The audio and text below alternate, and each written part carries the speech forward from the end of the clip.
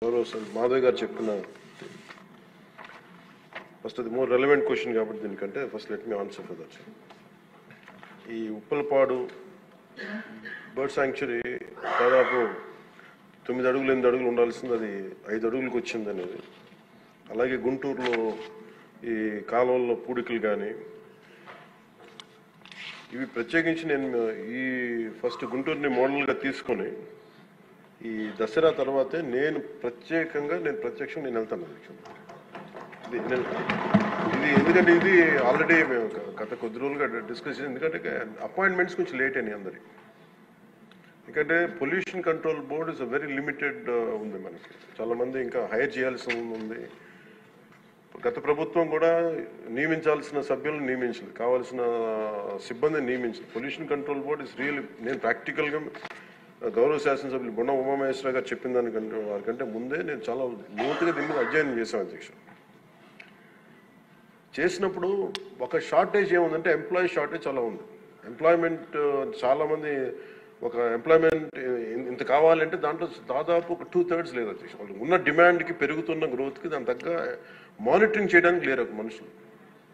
అలాగే దీంట్లో అవకతవకలు ఉన్నాయా అంటే గౌరవ శాసనసభ్యులు చెప్పినట్టుగా ఫస్ట్ పని చేయాల్సిన ఎవరు అధ్యక్ష? అర్బన్ బాడీస్ పనిచేయాలి, మున్సిపాలిటీస్ పనిచేయాలి. Everything you cannot completely directly correlate with pollution control board.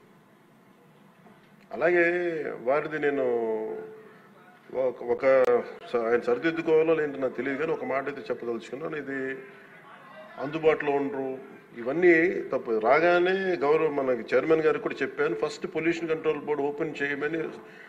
అదొక వాస్తవం ఏంటంటే పొల్యూషన్ కంట్రోల్ బోర్డు సామాన్య మనిషికి సంబంధం లేదు, ఓన్లీ ఇండస్ట్రియల్ కనెక్టెడ్ అనుకుంటాను. ఇది ఫస్ట్ టైం కృష్ణయ్య గారు వచ్చాక వారికి తెలియజేసిన హీ హ్యాస్ ఓపెన్ ఇట్. ఎవరైనా సరే ఎనీ ఆఫీస్కి వెళ్ళిపోయి మీరు పొల్యూషన్ కంట్రోల్ బోర్డు ఆఫీస్కి వెళ్తే మీకు అది ఓపెన్గా ఉంటుంది. దానికి నేను బాధ్యత తీసుకున్న తర్వాత మొట్టమొదటి చేసిన అధ్యక్ష. కాబట్టి దీని మీద అవగాహన కల్పించాలి. అసలు వెళ్తే కొంత సమాధానం, ఎందుకంటే first of all there is extensive employment shortage ఉంది, దానికి అదొక మేజర్ సమస్య.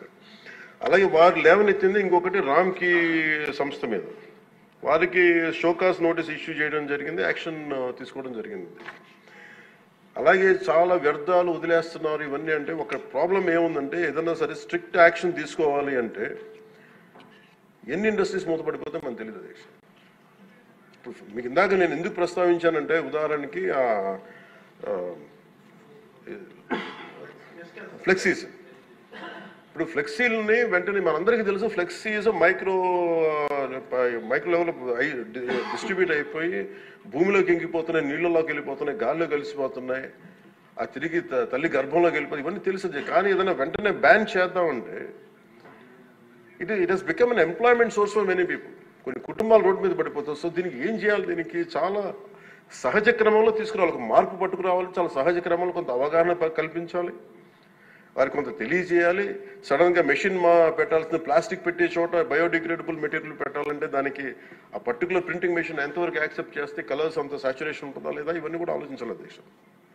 నా ఉద్దేశం ఏంటంటే ఒక ప్లాస్టిక్ చిన్నపాటి ఫ్లెక్సీకే మనం ఇంత ఆలోచిస్తున్నప్పుడు can you imagine the magnanimity to apply the real to pollution norms to every industry.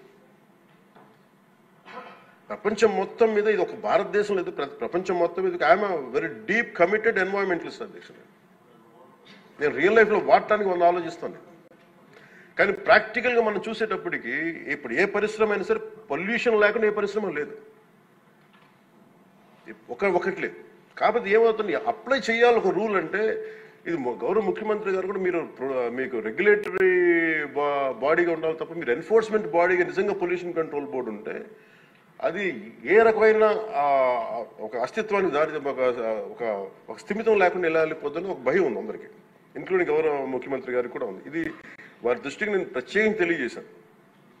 So అది ఒక నామ్లో అదొక పరిగణలోకి తీసుకున్నాం అధ్యక్ష. అలాగే వీఆర్ వెరీ కమిటెడ్ ఫర్ ఇది ఒక్క ఆంధ్రప్రదేశ్ రాష్ట్రానికే కాదు, ఎంటైర్ మన భారతదేశానికి సంబంధించి కానీ ప్రపంచానికి సంబంధించి మన అందరి బాధ్యత ఇది మనందరి బాధ్యత. అలాగే పారిశ్రామికవేత్తల బాధ్యత కూడా ఉంది. కొన్నిసార్లు నదుల్లో కాలుష్యాలు వదిలేస్తానంటారు, జరుగుతూ ఉన్నాయి కొన్ని చోట్ల. ఉదాహరణకి మనకి డెల్టా పేపర్ మిల్సే ఉంది. మనకి భీమవరం డెల్టా పేపర్ మిల్స్ మొత్తం అసలు కూర్చోబెట్టి ఒక బలమైన పంట కాలం నాశనం అయిపోయినాయి. అది మీ దృష్టిలో ఉంటుంది, మీకు తెలుసు.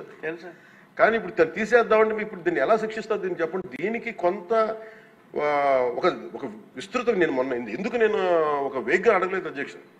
నేను ఎందుకు ఒక రోజు ప్రత్యేకించి దీని మీద మీరు చర్చ పెట్టాలని ఎందుకన్నానంటే, ఇలాంటి గౌరవ సభ్యులు లేవనెత్తింది దాన్ని ఖచ్చితంగా పరిశీలించాల్సిన అంశం. కానీ మీరు intention should be Nobel and pure. మీరు ఇంటెన్షన్ డోంట్ టార్గెట్ ఓన్లీ ఈ అయోధ్య రామ్కి ఏముందంటే ఒక పరిశ్రమ చేస్తే మళ్ళీ గత ప్రభుత్వంలో అయిపోతాం. ముఖ్యమంత్రి గారి ఇంటెన్షన్ కూడా అది కాదు.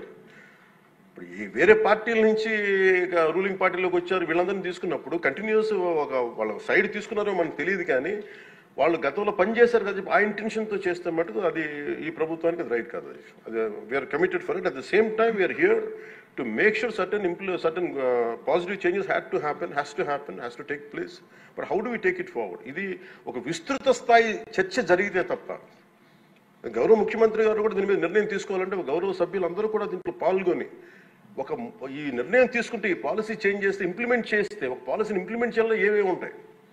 కళ్ళ ముందు మనకి ఈ రోజుకి వివేకానంద గారి కేసులో మర్డర్ జరిగిందని తెలుసు, మనం ఇంకా చేయలేకపోతున్నాం దాన్ని.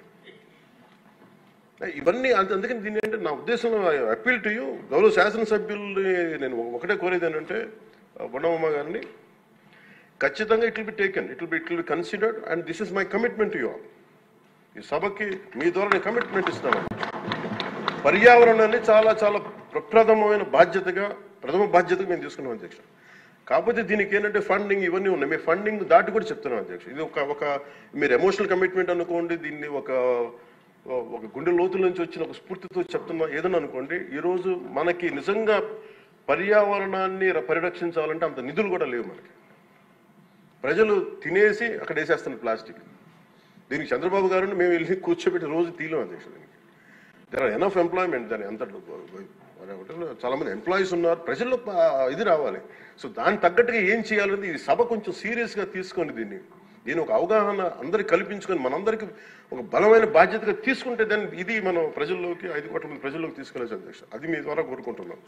బట్ నేను మీకు మాట ఇస్తున్నాను అధ్యక్ష, మేము ఇప్పుడు ఈరోజు రామ్కి ఒక్కదాని గురించి చెప్పారు, మాకు 100 ఉన్నాయి అధ్యక్ష. ఇలాంటి నేను ఒక 25-50 చెప్పగలను as on today. But the purpose will be defeated. భయపెట్టడం పారిశ్రామికవేత్తల్ని, లేదంటే వాళ్ళని కూర్చోబెట్టి మన ఏమేమి జరుగుతుందో వాళ్ళకి తెలియజెప్పి వాళ్ళ ద్వారా చేయించడం. ఇప్పుడు ఇదే నాకు డెల్టా పేపర్ మిల్స్ మనకి మొన్న కూడా ఉన్నాయి. ఆక్వా ఈరోజు 25,000 ఇన్ని వేల కోట్ల ఆదాయం ఆక్వా ఇస్తుంది. అది ఎంత పొల్యూషన్ క్రియేట్ చేస్తుంది మాట్లాడాలంటే. దాన్ని ఇండివిజువలైజ్ చేయలేదు. It should be total policy. అందుకని దీన్ని దృష్టిలో పెట్టుకొని మీరు దీన్ని ఈ ఒక్క ప్రశ్నతో ఈ ఒక్క పోటుతో కాకుండా విస్తృత స్థాయిలో మీరు ఒక రోజు దీని మీద చర్చించి, pollution is the future of our life. Pollution జరిగితే మనం ఎంత డబ్బులున్నా ఎంతున్నా ఆనందంగా బతకలేని పరిస్థితులు, మాస్కులు పెట్టుకోవాల్సిన పరిస్థితులు వస్తాయి భవిష్యత్తులో. అలాగే ఉన్నాయి యాజ్ ఆన్ టుడే. మీరు దీని మీద ఒక నోట్ చేయండి అధ్యక్ష. ఒక విస్తృత స్థాయి ఒక అసెంబ్లీ ఒక సభ జరగాలి దీని మీద. ఆ రోజు వచ్చేలోపు మేము ఏమేం చేసాం, ఈ రోజు గౌరవ శాసనసభ్యులు లేవనెత్తిన అంశాలన్నిటికీ నేనే ప్రత్యక్షంగా వెళ్ళి ప్రతిదీ నేను పరిశీలించి దాని మీద సరైన మీకు ఒక నివేదిక అందజేస్తాను. నేను మీకు హామీ ఇస్తున్నాను. Thank you.